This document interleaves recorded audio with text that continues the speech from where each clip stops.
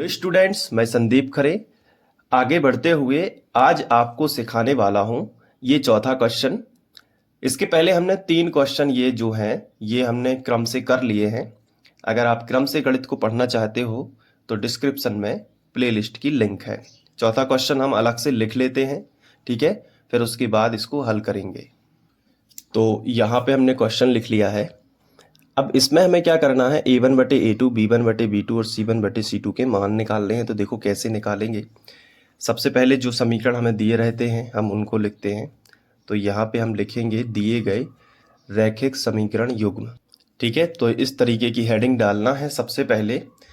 अब जो पहला समीकरण दिया गया है इसको हम पूरा ज्यों का त्यों लिखेंगे, जो कि दिया गया है 5x माइनस 3y बराबर 11। और जो दूसरा दिया गया है माइनस का 10x प्लस का 6y, बताओ आगे क्या लिखा है, बराबर माइनस का 22। लेकिन हमें अच्छे से पता है कि हम ऐसे समीकरण 1 व 2 नहीं बना सकते क्योंकि ये अपनी मानक अवस्था में नहीं है। मानक अवस्था का मतलब होता है कि कोई भी समीकरण के बराबर में क्या होना चाहिए, बताओ क्या होना चाहिए, 0 होना चाहिए। बताओ यहाँ पे 0 है क्या, इसके बराबर 0 है क्या, तुम कहोगे नहीं है सर, तो 0 पहले लाना पड़ेगा। तो लिखेंगे उपरोक्त समीकरणों को मानक अवस्था में लिखने पर। तो देखो मानक रूप में कैसे लिखते हैं। देखो ये जो प्लस का 11 है इसका पक्षांतर इस तरफ कर दो। तो यहाँ से लिखना स्टार्ट करो। पहले क्या लिखा है 5x, तो 5x लिख दो। फिर क्या लिखा है -3y, तो -3y लिख दो। और ये जो प्लस का 11 है ना उस तरफ ले जाओ, तो माइनस का 11 हो जाएगा, बराबर में क्या आएगा 0। और अब हम इसे समीकरण 1 बना सकते हैं क्योंकि ये अपनी मानक अवस्था में, जैसे -y है ना, इसका पक्षांतर उस तरफ कर दो। तो माइनस का हो जाएगा 10x, प्लस का हो जाएगा 6y, और ये जो माइनस का 22 है उस तरफ चला, 22 है जो माइनस का, इसका पक्षांतर उस तरफ हो जाएगा तो प्लस का हो जाएगा 22, और बराबर में क्या बचेगा अपना 0। इसे बना सकते हैं हम समीकरण 2। अब जैसे ही समीकरण 1 व 2 बन जाए तो अब हम कर सकते हैं तुलना। तो यहाँ पे हम लिखते हैं कि जो समीकरण 1 व 2 की तुलना, समीकरण 1 व 2 की तुलना रैखिक समीकरण युग्म, रैखिक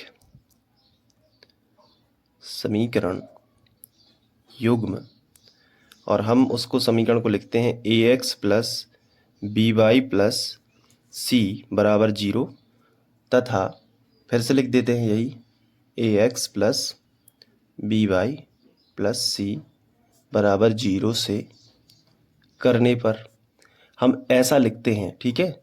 और उसके बाद हम 1 और 2 लगा देते हैं। जैसे यहाँ पे पहले समीकरण में ए बी सी में 1 लगा दो, तो ए में लगाएंगे तो a1 हो जाएगा, बी में लगाओगे तो b1 हो जाएगा, और सी में लगाओगे तो c1 हो जाएगा। चलो इधर बताओ, यहाँ लगाओगे तो क्या हो जाएगा a2 हो जाएगा, वेरी गुड। यहाँ लगाओगे तो क्या हो जाएगा v2 हो जाएगा, और यहाँ क्या हो जाएगा c2 हो जाएगा, बहुत बढ़िया।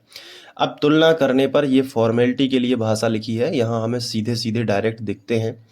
पहले समीकरण में 1 1 वाले मान मिलेंगे, और जो दूसरा समीकरण है ना इसमें 2 2 वाले हमें मान मिलेंगे। तो पहले समीकरण में देखो x के साथ में क्या लिखा है 5, तो x का गुणांक होता है हमेशा a का मान। अगर पहला समीकरण है तो a1 का मान, तो बताओ a1 कितना है 5। चलो b1 बता पा रहे हो क्या, बताओ b1 कितना होगा। अगर कुछ सीखा है तो b1 बताओ। तो तुम कहोगे सर b1 बताना है तो y का गुणांक है पहले समीकरण का -3, चिन्ह के साथ लिखना है ना। तो बताओ क्या हो जाएगा -3, वेरी गुड। अब c1 बताओ क्या हो जाएगा, तो c1 हो जाएगा अपना सबसे आखिरी का पद यानी कि -11। आया समझ में। अब a2 बता दो, a2 कितना है अपना, a2 है -10, ठीक है। अब b2 बता दो, b2 कितना है, तो तुम कहोगे सर प्लस का कितना है 6, वेरी गुड। c2 कितना है बता दो, c2 अपना है 22, ठीक है। तो a1 b1 c1 और a2 b2 c2 निकाल दिए। x का गुणांक जो है होता है ना वो -10, y का गुणांक जो होता है वो +6, और यहाँ पे अचर पद। अब a1/a2 निकालो, b1/b2 निकालो। तो सबसे पहले हम निकालेंगे a1/a2, ठीक है। तो a1/a2 हो जाएगा 5/-10, तो यहाँ से कैंसिल हो जाएगा, 5 एकम 5 और 5 दूनी 10, तो कितना बचेगा -1/2। बन जाएगा ना। अब हम निकालेंगे B1 बटे B2, ठीक है। तो B1 बटे B2 निकाल दो, तो -3 बटे प्लस का 6 हो जाएगा। तो 3 एकम 3 और 3 दूनी 6 और -7 में रहेगा। यहाँ पे तुम्हें साफ साफ दिख रहा है कि A1 बटे A2 का मान भी वही आया है -1/2, और B1 बटे B2 का मान भी सेम टू सेम -1/2 आया है। तो तुम्हें C1 बटे C2 भी निकालना पड़ेगा क्योंकि ये बराबर आ गए हैं। तो C1 बटे C2 भी आगे ले चलो। तो C1 बटे C2 -11 और बटे 22 आया है। तो ये 11 दूनी 22 से कट जाएगा। तो 11 एकम 11 और 11 दूनी 22 आ गया समझ में। तो कितना आया -1/2। यहाँ पे देखो A1 बटे A2 का मान -1/2, B1 बटे B2 का मान भी -1/2 और C1 बटे C2 का मान भी -1/2। तो अब क्या होगा, यहाँ पे हम लिखेंगे कि चूंकि -1/2 बराबर है -1/2 के और बराबर है C1 बटे C2 का मान -1/2 के, यानी कि ये तीनों बराबर हैं। इसको हम ऐसे भी लिख सकते हैं कि अर्थात जो अपना A1 बटे A2 है ना, वो किसके बराबर हो गया, B1 बटे B2 के। Very good. और वो भी किसके बराबर हो गया, अपना C1 बटे C2 के। तो इससे क्या सिद्ध हो गया, तीसरी शर्त, मतलब ये जो है तीनों में बराबर के चिन्ह लगे हों, तो मैंने आपको अच्छे से बताया है।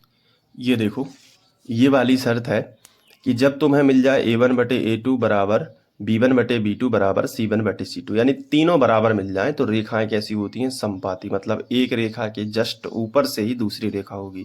तो बताओ संगत होंगे कि असंगत होंगे। तुम कहोगे सर कि एक रेखा है और उसके ऊपर से दूसरी रेखा है, तो ये तो संगत हो गए ना, एक के ऊपर दूसरी, तो ये तो संगत हुए ना, क्योंकि टच हर जगह कर रहे हैं।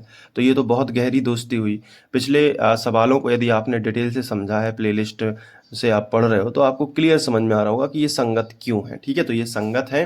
तो आप यहाँ पे लिखोगे, यहाँ पे एक लाइन लिखनी होती है, फिनिश लाइन, कि अतः दिए गए समीकरण युग्म संगत हैं। अतः दिए गए समीकरण युग्म कैसे हैं, संगत हैं। बन जाएगा, ठीक है। तो ये क्वेश्चन अच्छे से नोट कर लो, पहले यहाँ से लिखो पूरा, ठीक है, अपने फेयर रजिस्टर में।